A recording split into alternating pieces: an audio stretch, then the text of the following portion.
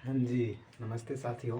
आप सभी को आज हम साधारण ब्याज की टॉपिक पढ़ाने वाले हैं, जो कि हमारे गांव सामने निकालते हैं ब्याज, वही ब्याज निकालने वाले हैं। ठीक है। मतलब देखिए, गांव सब में कोई कर्ज लेता है, जिसको ऋण बोल सकते हैं। वही पैसा अगर कोई ले लेता है तो कभी न कभी लेता है, तो कभी न कभी लौटाना पड़ता है ना। तो कभी न कभी लौटाना पड़ता है, तो उसका ब्याज कैसे निकालेंगे, कितना दिन, इतना दिन रखे हैं तो उसका पैसा कितना होगा, ठीक उसी प्रकार उसको निकालना है। तो आज देखिए उसका टॉपिक क्या है हमारा, साधारण ब्याज निकालना है।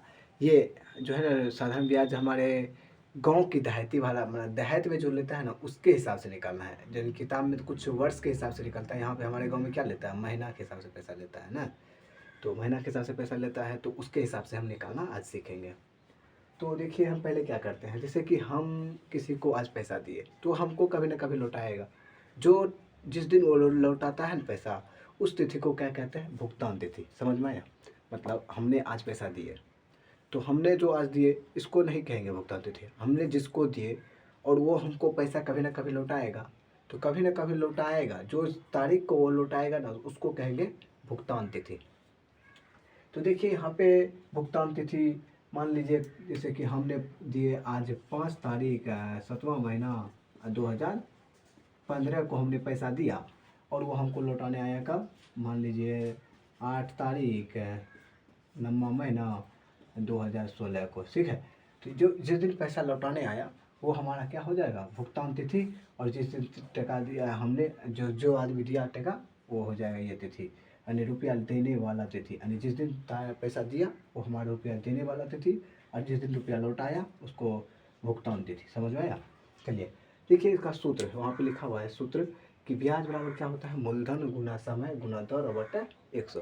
ब्याज बराबर क्या सूत्र होता है, मूलधन गुना समय गुना दर बटा 100। अब ये मूलधन क्या होता है, तो मूलधन ये होती है जो भी रकम दी जाती है। जैसे हमारे द्वारा 500 रुपया दिया गया तो हमारा वो मूलधन हुआ। अब समय क्या होता है, तो जितने दिन वो व्यक्ति जिसको दिया वो रखता है रुपया, वही उसका समय निकलता है। अब दर, अब बोलता है ना कि 4 रुपया सैकड़ा दर से, 5 रुपया सैकड़ा की दर से, 3 रुपया सैकड़ा की दर से, जिसका जो जितना होता है उतना हिसाब से देता है।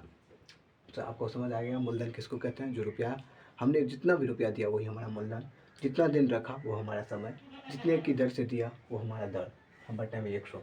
अब देखिए यहाँ पे हमको, यहाँ पे एक सवाल लिखा हुआ है, यदि रमेश ने सुरेश को, कौन, रमेश ने सुरेश को कितना रुपया, यदि रमेश ने सुरेश को 5,000 रुपया 4 रुपया प्रति सैकड़ा की दर से दिनांक इतना को दिया दिया और सुरेश द्वारा रुपया लौटाने वाला तिथि इतना को है, तो कुल ब्याज बताओ।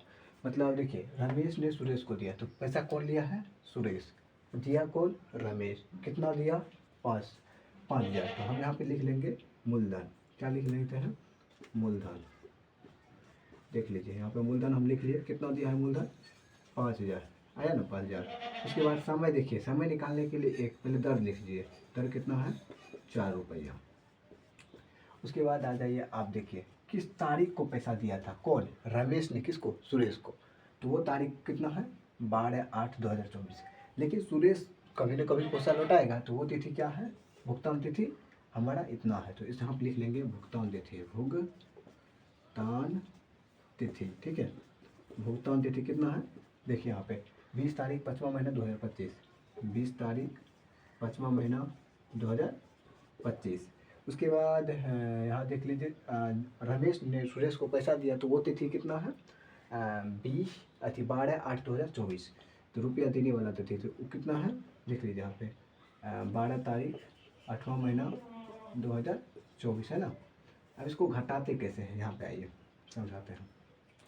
ये 2025 क्या हुआ, साल लिखा हुआ है, तो मान लीजिए यहाँ पे हम लिख देते हैं साल।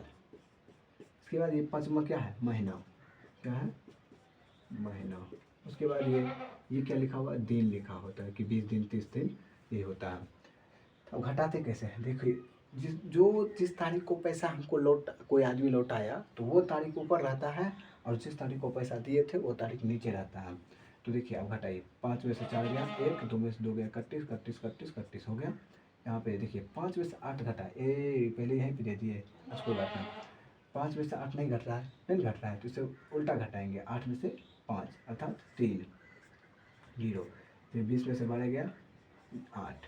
अब देखिए इसका मतलब, माइनस का मतलब क्या हुआ, आपका जो पैसा लिया सुरेश ने, वो साल में कितना आया है 1 साल, महीना में कितना आया है 3।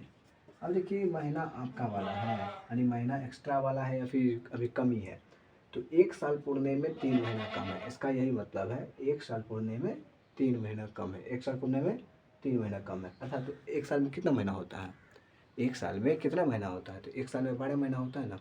तो उसी प्रकार जैसे 1 साल में कितना होता है 12 महीना, तो हम लिखेंगे 1 साल बराबर कितना 12 महीना, ये माह बोलते हैं।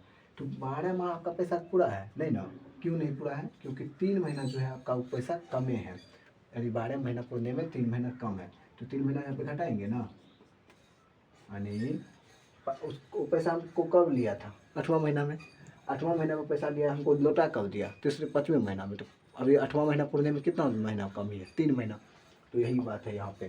तो अब 12 में से 3 महीना गया कितना हो जाएगा 9 महीना, अर्थात समय कितना आया, कुल समय कितना आया 9 महीना, अर्थात सुरेश जो है रमेश का पैसा कितना महीना रखा 9 महीना।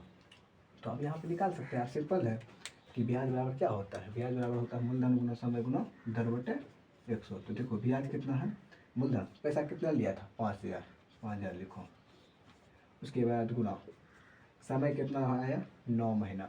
एक बात बोले, ये जो 9 महीना है ना, अपने गणित सब में देखे होंगे, छठा सातवां का गणित है, उसमें अगर ये सवाल निकलेगा तो हम महीना नहीं लिखा है तो साल, अगर इसको साल में बताएंगे तो 9/12 हो जाएगा, ठीक है। लेकिन अपने गांव सब में तो महीना में हिसाब में पैसा लेते हैं, तो देखिए 9 आ गया, उसके बाद कितना रुपया की दर से है 4 रुपया की दर से, 4 रुपया की दर से, बटे में क्या होता है सूत्र में 100। बस कुछ नहीं यार, सवाल में कट गया कट गया कट गया। अब गुना करो, 50 गुना नोट 450 गुना 4, 4 5 20, 4 चौके 16, 16 2 18, यानी उसका जो 1800 रुपया ब्याज हुआ, क्या रुपया 1800 रुपया ब्याज हुआ, है ना। अब वो हमको कितना रुपया कुल लौटाएगा, सिर्फ 1800 दे देगा तो ले लीजिएगा पैसा, नहीं, जो पैसा हमको कुल देता है तो उसको क्या कहते हैं मिश्र धन, किताब की भाषा में क्या कहते हैं मिश्र धन।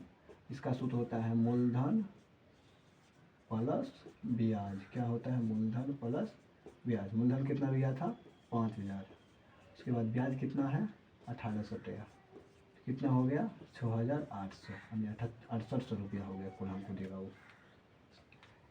देखिए फिर से समझाते हैं, देखो जो रुपया हमको देता है, जो भी रुपया हमको दे देता है, जिस अगर हमने किसी को पैसा दिया, हमने किसी को पैसा दिया, तो जो पैसा लिया है वो किसी न किसी दिन हमको लौटाएगा। जिस तारीख को हमको लौटाएगा वो हमारा होगा भुगतान तिथि, क्या होगा भुगतान तिथि। और हमने रुपया दिया तो हमने डेट लिखेंगे ना, तो उस डेट को कहते हैं रुपया देने वाला तिथि, अर्थात उस दिन रुपया दिया गया था। तो ठीक है।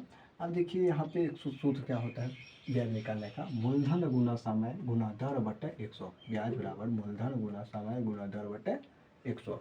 अब यहाँ पे एक सवाल लिखे हम, यदि रमेश ने सुरेश को, पैसा कौन दे रहा है रमेश, किसको दे रहा है सुरेश को, कितना रुपया तो 5000 रुपया, क्या रुपया सैकड़ा की दर से 4 रुपया सैकड़ा की दर से, कब दे रहा है तो 12/8/2024 को, 12/8/2024 को। और सुरेश के द्वारा, देखो सुरेश लिया रुपया तो सुरेश लौटा रहा है रुपया, सुरेश द्वारा रुपया लौटाने वाला तिथि, साफ साफ लिखा हुआ है सुरेश द्वारा रुपया लौटाने वाला तथा, अर्थात सुरेश पैसा कब देने आया 20 तारीख 5वां महीना 2025 को, तो वो डेट क्या हुआ हमारा भुगतान तिथि हुआ। अब समझ में आ गया होगा लगता है। तो कुल ब्याज बताओ, तो जितना रुपया लिया उसको क्या बोलते हैं मूलधन, और कितने रुपये दर से दिया है 4 रुपया से दर से। अब कितने तारीख को देने आया है पैसा 20 तारीख 5वां महीना 2025, 20 तारीख 5वां महीना 2025 को पैसा देने आया कौन तो सुरेश। अब देखिए रमेश ने पैसा दिया था, कब दिया था 12/8/2024 को, कब दिया था 12/8/2024 को, कौन दिया था रमेश ने पैसा दिया था किसको सुरेश को दे दिए। तो जो भुगतान तिथि होता है उसको ऊपर लिखते हैं, आप ऐसा नहीं कीजिएगा कि जो रमेश ने, जिस तारीख को रमेश पैसा दिया उसको ऊपर लिखिएगा तो फिर गड़बड़ हो जाएगा। जिस तारीख को सुरेश लौटाएगा पैसा वो तिथि ऊपर रहेगा, और जो तारीख को पैसा दिया गया था वो तारीख नीचे रहेगा। घटाते कैसे हम 50 4 गया 1।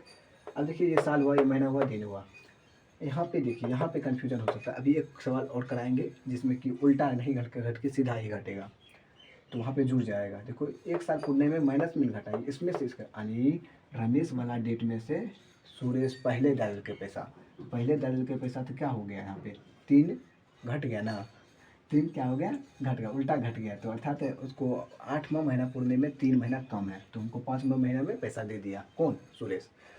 तो देखिए 1 साल पुण्य में 3 महीना कम है और 8 दिन ज़्यादा हुआ, अर्थात 1 साल में जैसे 365 दिन होता है, तो उसमें 8 मतलब जैसे यहाँ पे 9 महीना 8 दिन हुआ पैसा का, 9 महीना 8 दिन पैसा का हुआ।